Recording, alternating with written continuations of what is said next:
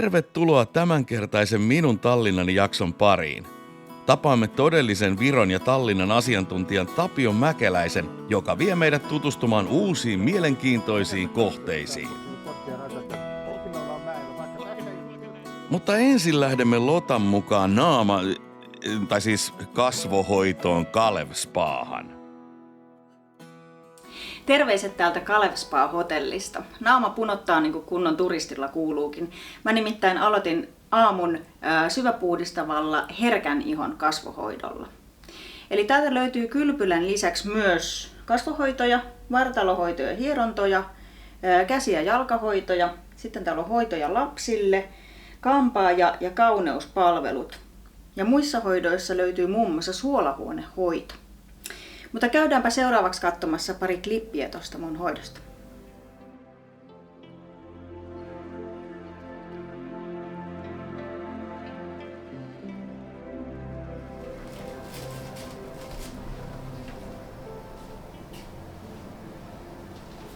Tää on tämmönen lämmin mikä tää on, pyyhe tai pehto tässä päällä.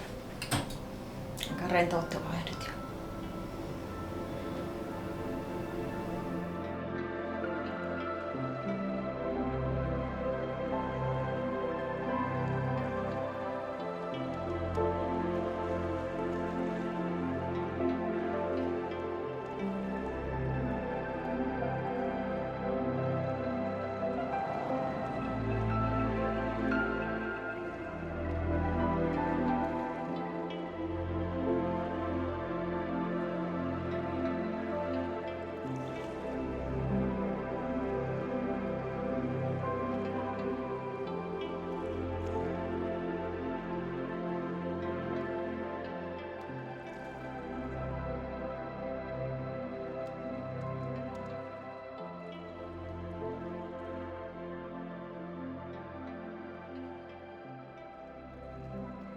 Hoito oli oikein rentouttava ja miellyttävä ja voin lämpimästi suositella sitä kaikille.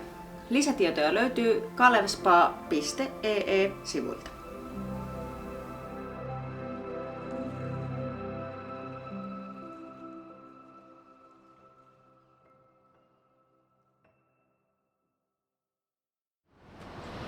No niin, tervehdys. Tervehdys. Tutun näköinen mies. Vihdoinkin. Tapio Mäkeläinen. Jani Koskinen, terve. Kiva tavata. Tervetuloa tänne meille päin. No niin, sä oot luvannut vähän näyttää meille täältä päin noita olutpaikkoja. No kai sitäkin joo. Eli mä asun tossa ja lähikapakko on tuolla, ovi on kutsuvasti avoinna, että jos tuntuu siltä, että pitää kapakkoa päästä, niin mennään sit sinne. Kyllä tuntuu, mennään. Joo, kyllä. Kyllä, tämähän lähtee. Okei, mennäänkö nyt? Joo, kyllä. Pipraviinaa, Virosta pipraviinaa. Ja Pippuri, viinaa, otetaan. Kyllä, kaikki ottaa, ei tässä nyt. 5. No niin. Terveiseksi. Terveiseksi.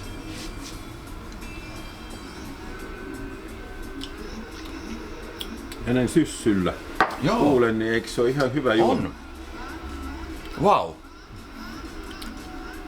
Erittäin hyvä. Se tulee vähän jälkipotkuna tulee toi. Joo, mutta ei yhtään liian semmonen. Joo. Ei. Tää ei ole mun mielestä liian vahvaa, että sit on joitakin muissa maissa tehty, jotka saattaa olla pikkasen liiankin ärtsyjä. Joo. Mun mielestä tää on niinku, tää on juotu jo 40 vuotta. Tapio, me tultiin tänne Sitsimäen kelderiin. Kerropas vähän tästä paikasta. No Sitsimäen kelder on yksi sellaista niin kuin tavallaan katoavaa kansanperinnettä, että siis tällaisia niin kuin kellarissa olevia kapakoita oli aika paljon neuvostokaudella, mutta niitä nyt on sitten pikkuhiljaa kuihtunut pois, että mun mielestä te olette UFO-pubissa käyneet, joka on yksi tämmöinen, ja sitten on tuolla pari kappaletta muualla, mutta että siis tää on vanha talo, 1920-luvulla rakennettiin, tai sitten se tälle puolelle rupettiin rakentamaan omakotitaloja, ja tämä on siis omakotitalon kellarissa, ja itse asiassa tämä baarin omistaja omistaa koko tämän talon, että tässä on hänen kotinsa, nyt sen kyllä rakentaa tuonne maaseudulle, mutta että iltaisin, kun baarimikon työtunnit tulee täyteen, niin omistaja tulee itse tuonne tiskitäysin. No niin. Ja sitten tulee uusi laki voimaan. Hei, mennään sen verran vielä alkuun, että kerropa Tapio sitä, että miten sä olet päätynyt tänne Tallinnaa?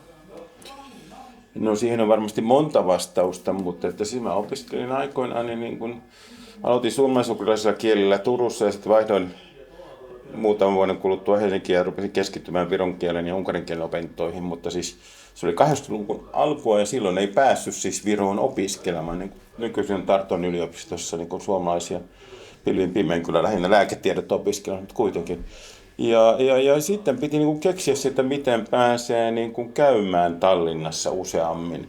Ja sitten mä päädyin siis matkatoimistolle töihin tuomaan siis suomalaisia vodkaturisteja. Ei todellisuudessa, hyvin pieni osa niistä turisteista oli niitä vodkaan meneviä, mutta siis vuodesta 1984. Että siis 1984 vuodesta alkaen mä olin sitten ihan niin kuin säännöllisesti ollut Tallinnassa. Mä asuin siis seuraavat 5 vuotta enemmän Viru-hotellissa kuin omassa kämpässäni siihen aikaan pääkaupunkiseudulla. Ja sitten silloin 89 sitten, kun mä siirryin Tuplasseuran palvelukseen, niin mä rupesin ihan oikeasti miettimään tämän vuokraan asunnon. Ja vuokrasinkin ensimmäisen asunnon Tallinnasta.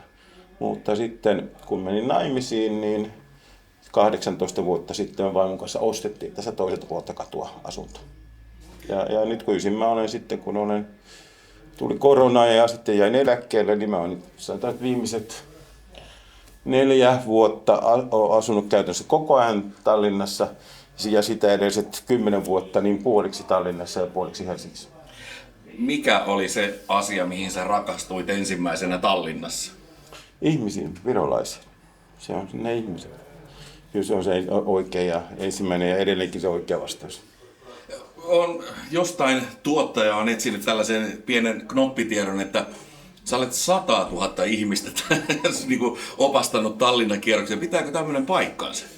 No siis ei, että Tallinnan kierroksilla ei ja että opastanut, se ei pidä ihan paikkansa, mutta siis silloin ne 84, 89 siinä välissä siis niin kuin oli tosiaan, joka viikko tuli 2 suurta turistiryhmää, jossa oli satoja turisteja, viikonloppuryhmässä erityisesti hirveän paljon, mutta että siis lasketaan siitä, että mä 81 kävin ensimmäisen kerran, 82 mä jo autoin opiskelijakavereiden matkan järjestämisessä tänne, mutta että siis mä oon ollut siis matkanjohtaja, mä oon ollut opas, mä oon ollut siis erikoisasiantuntija, sitten mä olen siis ollut matkanjärjestäjä, ja paljon on myöskin sellaista, että mä oon niin suunnitellut muille matkoja. Ja nytkin itse asiassa mä suunnittelin juuri semmoista noiden itävirumaalaisten pyynnöstä sellaista matkailureittejä Itä-Virumaalle, kun venäläisiä turisteja, joiden haluaa suomalaisia turisteja. Ja siis kun sä menet sinne Itä-Virumaalle ensi vuonna tai 3 vuoden kuluttua, et sä edes tiedä, että sä oot mun suunnittamalla reitillä. Okay. Mutta siis ja tämmöisiä juttuja mä oon tehnyt sitten jo myöskin vuosikausi Saarenmaalaisille, Lääne-Virumaalaisille, Itä-Virumaalaisille, Etelä-Virumaalaisille, niin että siis kun sä rupeat näitä laskemaan, niin kyllä siitä se 100 000 tulee aika kevyesti. Joo. Eli siis sulla ei ole pelkästään tää Tallinna, vaan että se on koko Viro. Joo, ja siis mä oon tehnyt matkoja. Azerbaidžanin ja Armenian sota katkaisi noiden pitkien matkojen perinteet. Sanotaan nyt Armeniaan, Gruusiaan, Moldovaan, Romaniaan, Unkariin, Tšekkiin, Slovakiaan, Unkariin, Puolaan, Valko-Venäjälle, Ukrainaan, Liettuaan, Latviaan ja Viroon, Venäjälle, mutta siis ennen kaikkea siis Viroa, mutta sitten se Unkari ja Latvia on ne toiset suuret rakkaudet sitten. Nyt sä toit tähän vähän näytille näitä kirjoja. Mm-hmm. Kuinka paljon sulla tätä kirjallista materiaalia on, kuinka paljon sä oot tehnyt?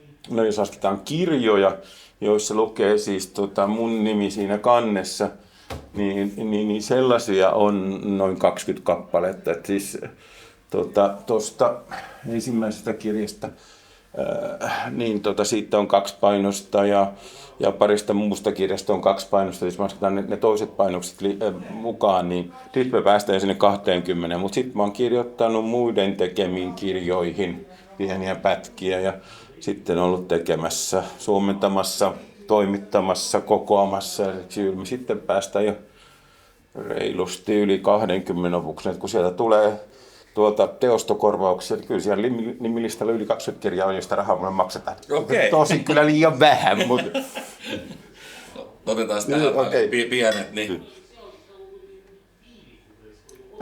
Mutta ei sillä siis elä eikä sillä rikastu. No. Mutta sanotaan, että siis tietynlaista kuuluisuutta tietysti saa. Niin ja nyt pääset tähän Minun Tallinnani ohjelmaan nyt kertoo. Niin, kato, tää on nyt näytä siitä, kun kannattaa tehdä. Joo, kyllä.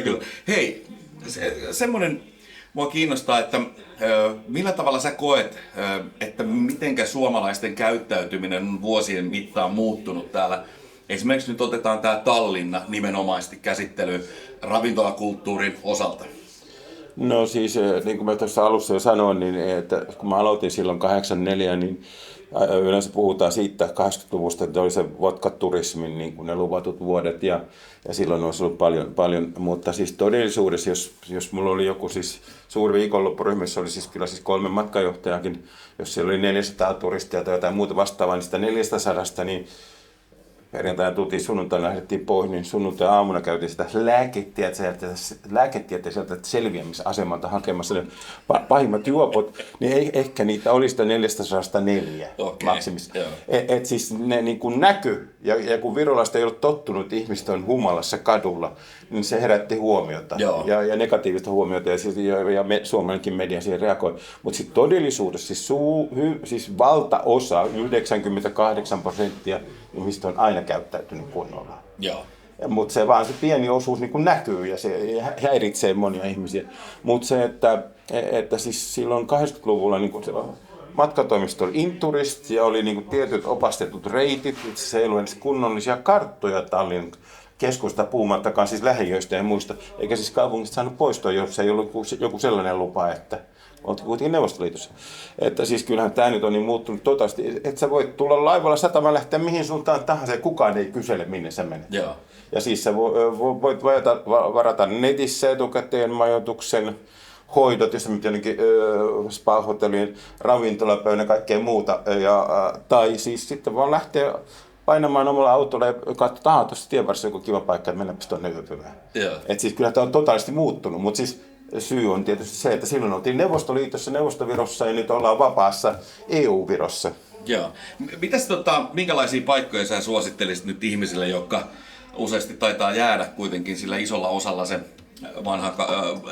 vanha kaupunki ja se kolmio, niin kuin mikä siellä satama ja noi on, niin minkälaisia paikkoja sä suosittelisit, mihinkä kannattaisi täällä Tallinnassa sun mielestä tutustua? No siis, mä kerron sulle itse asiassa vastauksen Narvasta. Mä kävin siis 50 hengen turistiryhmän kanssa Narvassa kesäkuun alussa ja ihmiset hirveästi pelkäsit että Narva, se on niin venäjän kielen kaupunki, että kuinka he uskaltaisivat, kuinka he pärjää siellä. Mä tein niille valmiiksi, että bussireitit, mistä saa bussilippuja ostaa, luotettavat taksifirmat, sitten listan ravintoloista baarista, joita mä suosittelin. Ja sen 6 päivää, niin lopussa niin, tämä on niin ihana paikka. Mulla ei tullut kertaakaan kieliongelmia vastaan. Ja mä kävin siellä, täällä ja tuolla, niin se lista oli ihan loputon. Ja siis tällä tavalla just pitäisi niin kuin ihmisten lähteä liikenteeseen. Ettei siis pelätä, vaan lähteä rohkeasti etsimään ja kokeilemaan. Siis mä niin kuin vihaan siis sellaisia suomalaisia turisteja, jotka sanoo, että mä tunnen koko Tallinnan. Siis selviää, että ne on ollut 8 tai 18 kertaa, mutta tulee aina samalla laivalla, käy aina samassa kahvilassa, samassa ravintolassa, samassa parturissa, kampaamossa, ostaa viinat samasta paikasta. Ne kävelee sitä samaa reittiä edestakaisin vuosikausia ja ne ei tiedä, mitä seuraavalla kadulla, puhumattakaan seuraavassa kaupungissa. Eli siis rohkeasti pitää vaan lähteä kokeilemaan. Tallinna ja koko Viro on turvallinen maa ja etsiä ja siis netistä, matkaoppaista, joka kavereilta saa hyviä vinkkejä ja lähtee, mutta jokainen pitää löytää se oma Vironsa, oma Tallinnassa oma Vironsa. Että siis sinä tykkäät blondista ja hän tykkää ruskean värikosta. Siis tällä tavalla, että siis jokaisella on eri mieltymykset. Ja lähteä siitä, että mikä itseä kiinnostaa, mikä itseä miellyttää. Ja silloin nauttii sitä olosta. Kiitos. No niin.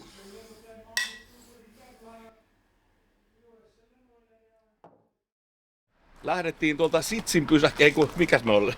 Sitsin pysäkiltä lähdettiin tulee tänne kaupunkiin päin, niin missä me nyt ollaan? Me ollaan Voltan pysäkillä, eli siis 3 pysäkkiä keskustaan suuntaan. Ja Voltakatu on tuossa noin, mutta me ollaan nyt Kursessa. Ja jos sä tiedät mitä on pelmeenejä, niin sit sä melkein tiedät mitä nämä Kursetkin on. Tämä on niiden dagestanilainen versio. Loistavaa, mennään siitä. Ole hyvä. Kiitoksia.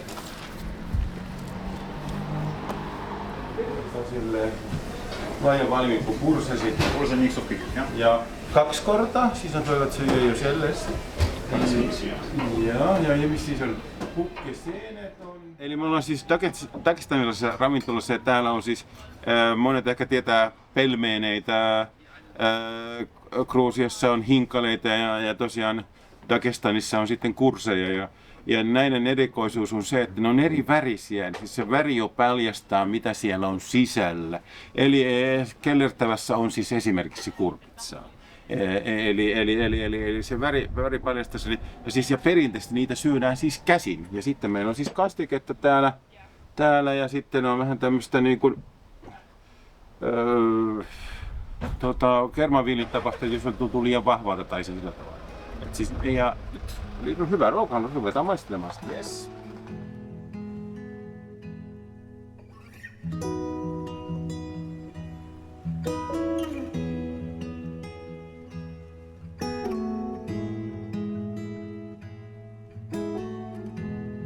Täytyy kyllä sanoa, että tää oli hieno kokemus ja täytyy kiittää sydämeni pohjasta. Tää oli hieno reissu. No kuule, kiitos, että seuraavaa kertaa sitten. Kyllä, nimenomaan. Tää ei jää tähän. Okei. Kiitoksia. Tapion innoittamana päätimme reissun päätteeksi katsastaa vielä yhden meille täysin tuntemattoman pubin. Siispä osoite selville ja Bolt-tilaukseen.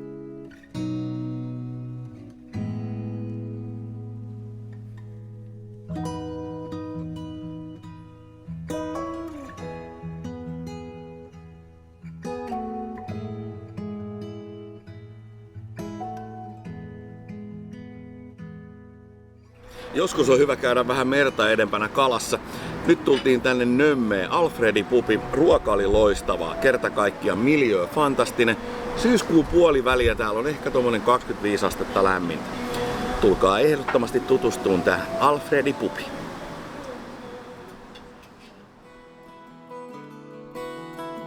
Tässä oli tämänkertainen jakso.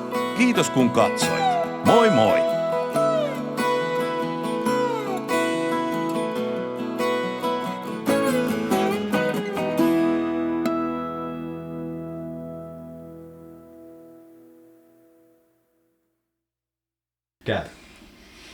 Terkut täältä Skalevpaa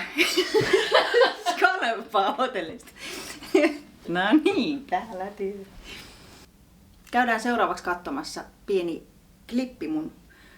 ei. Käy. No niin. En ota. Käy. En ota uusiksi.